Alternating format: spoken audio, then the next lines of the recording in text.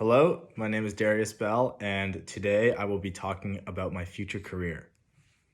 So, for my future career, I have decided that ideally I would like to become a general manager in the National Hockey League or the NHL. I come from a hockey background, which many of these managers do, and it's really important that they understand the sport, how it functions, and how the business is conducted.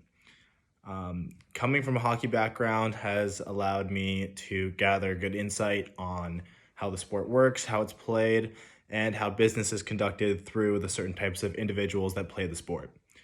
I grew up playing as a top player for my age group in the country and was nationally recognized for multiple different selection camps for Team USA and multiple different events that were put on by USA Hockey that have led me to establish some pretty good connections in the hockey world. And in this report, we will examine the role and the responsibilities of an NHL general manager, as this is something that I would like to do in the future. So, for prerequisites and experience for this job, it's a pretty tough position to secure. There's only 32 posts in the entire league, as there's 32 teams. There's one manager per team. Usually they have to be educated to a high extent. Usually a bachelor's degree is acceptable, but most positions prefer a graduate degree. There's immense pressure for the candidate to perform well quickly, as they have a small window of time to prove that they are a good manager and can bring in the right people to help the team succeed in the front office and on the ice with the players. Obviously, they need to have some hockey background, some understanding of how the sports business world works, and they need to have prior success at lower levels to help them, bring their own merit up to a certain standard while being examined and evaluated by these NHL franchises. They also need to understand just general people skills and especially finances and how to balance a budget that they are given by the league. So for the responsibilities of the day-to-day job of a manager, the biggest one is compiling the team roster over the course of the offseason in the summer. The offseason runs from May/June until October when the regular season starts again. This is a big area for them to sign free agents, make trades, and make any necessary changes they need to make sure they have the best roster possible for the upcoming season. They are balancing a budget, as previously stated, that is set by the league. They need to keep that budget under the salary cap that the league has put.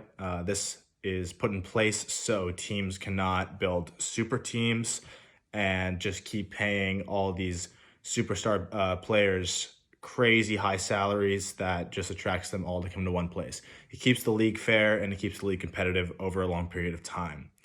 They also hire new coaches, new smaller management positions, and they manage a lot of the day-to-day operations in the front office for the franchise. With regards to the finances that they're responsible for, the league salary cap is $82.5 million per team. And the players do not get paid equally. They range in salaries based on their on-ice performance and how much they are valued throughout the league.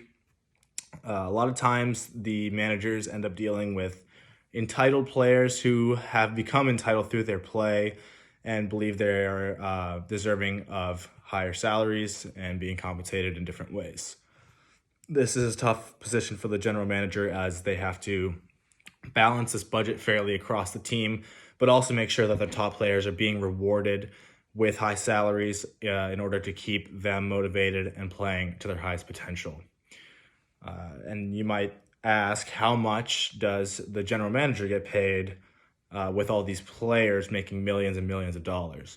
The average general manager salary in the NHL is around $250,000 to $300,000 per year, which is a pretty high salary compared to the rest of the United States average salary, but compared to the players on the ice, it's obviously not anything special. But there are some exceptions where if a manager is loyal to a team for a long time and has helped them, have great success on the ice and throughout the playoffs, they can get paid upwards of $500,000, even upwards of $1 million on some rare occasions. And the salary is basically decided on by the president and the owner of the club for the general manager. So yes, there are many different factors going into this job. There are even more that go into keeping it, as the performance is important to keep trust from the owner and the president of the franchise. As soon as they see a glimpse of, dismay in some areas, they may start looking elsewhere for different candidates as new general manager. They need to be educated. They need to be financially literate. You need to have success prior at lower levels, and you need to be able to please a different crowd of people pretty much each day, as there are a lot of people that demand your attention. It can pull you multiple different directions. You have to be able to keep your composure and stay organized and responsible and put the team's success ahead of anything else. And this is a tough role. It's a really fun job for anyone that's passionate about it, but you definitely have to have that drive and that focus to make sure that you are helping the team and yourself succeed at the same time. Thank you.